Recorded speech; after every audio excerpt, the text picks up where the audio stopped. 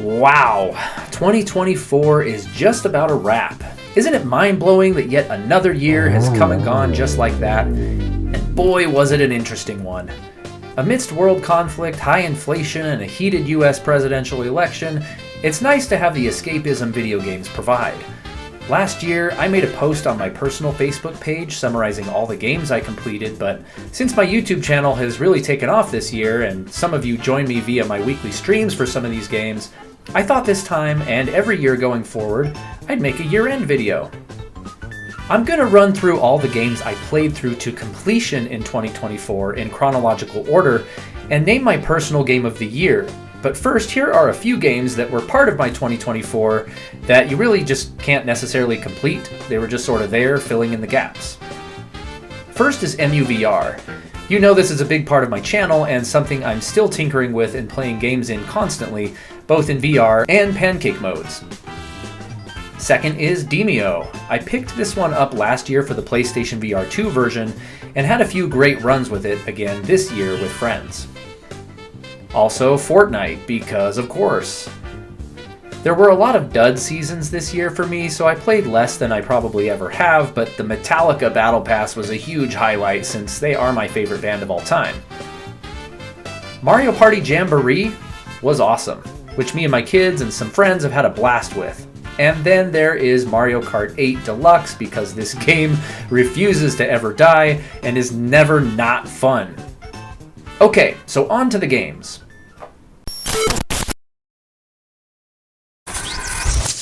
The first big one of the year was a freaking doozy, Final Fantasy VII Rebirth.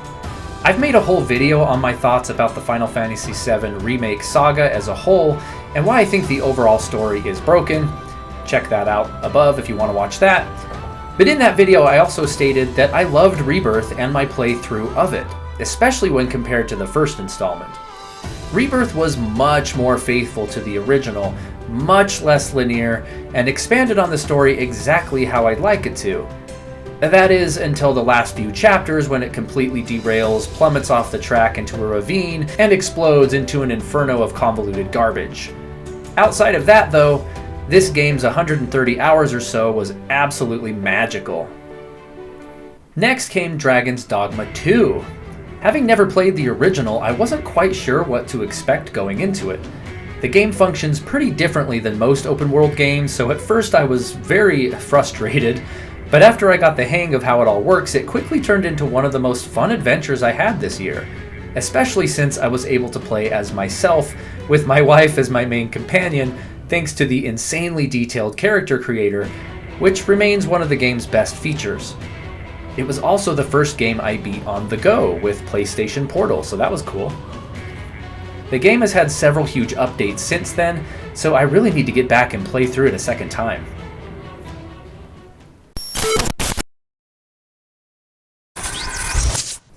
After that came Stellar Blade, which ended up being fantastic.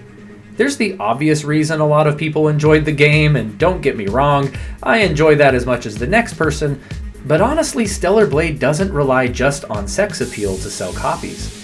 Underneath all the fan service was a game that was refined, polished, and just downright fun to play, with a killer soundtrack, and even a story that was way better than it had any right to be.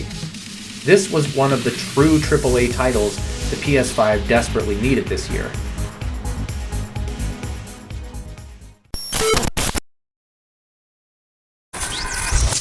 Moving further into the summer, I was able to backtrack and play some older games again.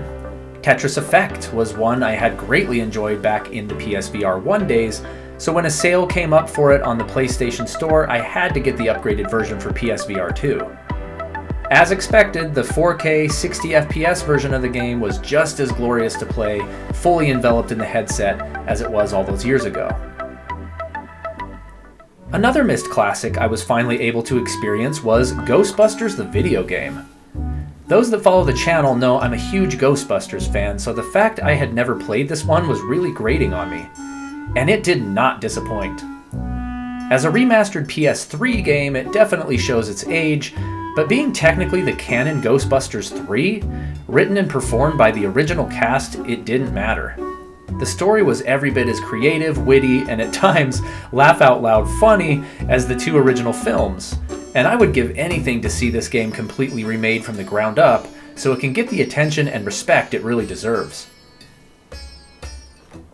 Next on the list is Prince of Persia: The Lost Crown. A friend lent me the Nintendo Switch version, so I was able to take it with me and play it on several vacations and business trips.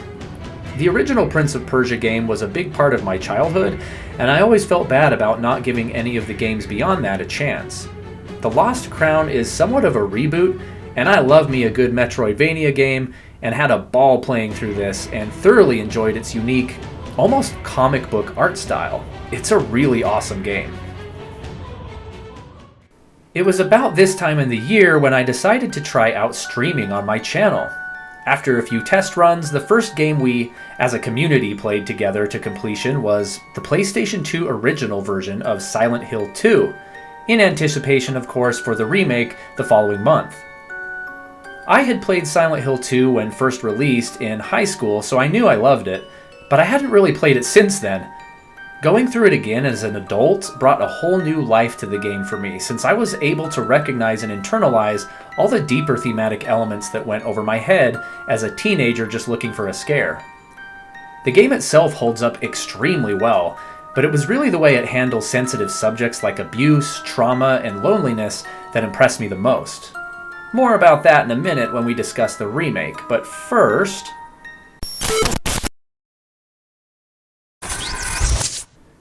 The Plucky Squire. This was the next game I played, and it's about as far from Silent Hill as you can get. I'd been waiting for this cute little indie game ever since it was announced, which sees the main character Jot jumping in and out of the real world and a 2D book.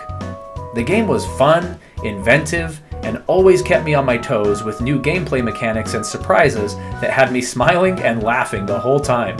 It was every bit as charming as I had hoped it would be. Okay, so back to Silent Hill.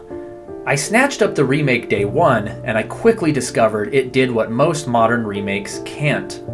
That is, keeping it faithful to not only the story, but the whole point of the original game. Instead of using modern technology to up the shock factor with more gore or stronger language, it focused instead on driving those heavy themes home without trying to adjust things for, quote, modern audiences. Though they did add a trigger warning at the beginning, which I think is respectable. While remaining super faithful to the original, the changes that were made were artful, thoughtful, and strategic, like small additions or tweaks of dialogue here and there, an intentionally off-camera angle, or a subtle facial expression made possible by the top-tier mocap actors. I never thought I'd say it, but the remake ended up surpassing the PS2 version in almost every way. Another game we played through together completely on stream was Niva, the second game to come out of Nomada Studio. Its first game, Grease, from 2018, ended up being one of my favorite games of last gen, so I had high expectations for this one. In the end, I think I can say I still like Grease better. I just think it had far more of an impactful story and even better music than Niva, but that's not to say Niva is a bad game by any means. Its art style was every bit as gorgeous as its predecessor, and unlike Grease, it introduced a combat system pretty successfully. I'd still recommend it, especially if you're an animal lover. We are well into autumn now, and I was excited to dig into a remaster of another childhood game, Broken Sword: Shadow of the Templars. This is known to be one of the best point-and-click adventure games in the genre's long history, and I thoroughly enjoyed strolling down memory lane as George Stobart, listening to the script's delightfully witty dialogue, and taking in the scenery of Paris, Ireland, and Syria, which in this version is now in glorious 4K. It was a bit sad that this remaster doesn't include the extra content found in the director's cut, but everything else about it was just about perfect. You can even switch between the old and new visuals on the fly, which is just downright awesome to see in real time. Now give us a version like this of King's Quest V, please. Lastly, I want to mention that I'm replaying one of my favorites, Fire Emblem Awakening, on the 3DS as I make this video, and I'm currently streaming on the channel both Final Fantasy IX with mods and Ocarina of Time 3D. I'll likely beat Fire Emblem by the end of the year, so I wanted to give that game a shout out because man, it's good. Be sure to tune into my streams for the other two on Monday, Wednesdays, and Fridays. And that is it. In closing, I've got to name my personal game of the year. Final Fantasy VII Rebirth was a hot contender, but as I had fully expected, those closing chapters of that game really soured the otherwise glorious experience. So from there, it wasn't hard to decide. Here is my personal 2024 Game of the Year.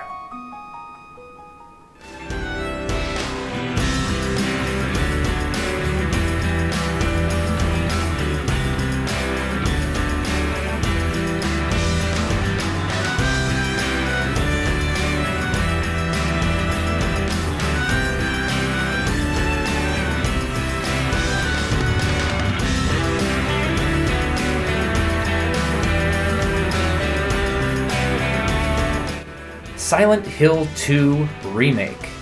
Ironically, both this and Final Fantasy VII are remakes of childhood favorites of mine, but unlike Rebirth, Silent Hill 2 not only stayed more faithful to the original, but surpassed it with enhancements and changes that were actually smart, respectful, and thought-provoking, rather than sensationalized and convoluted.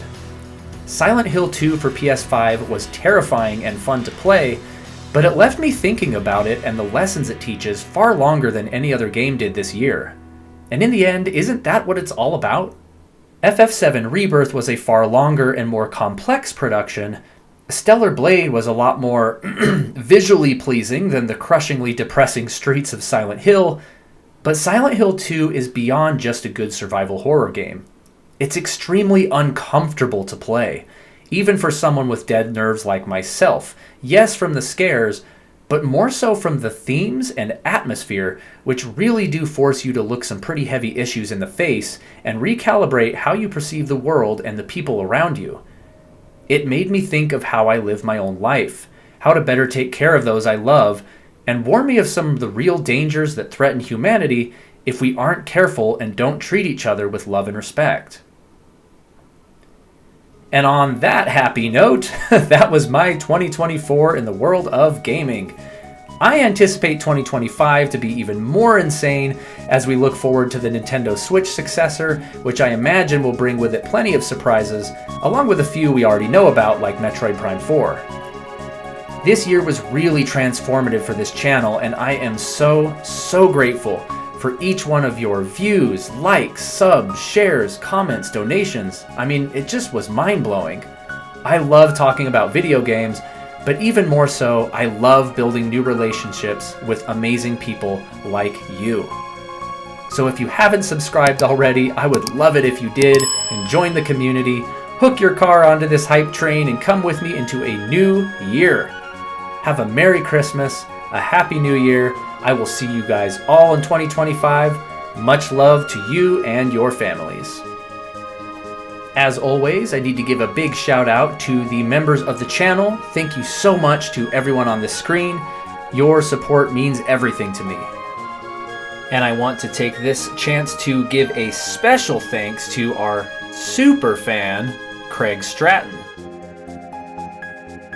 If you want to become a member, just navigate to the join button on the home screen of the channel or right under this video.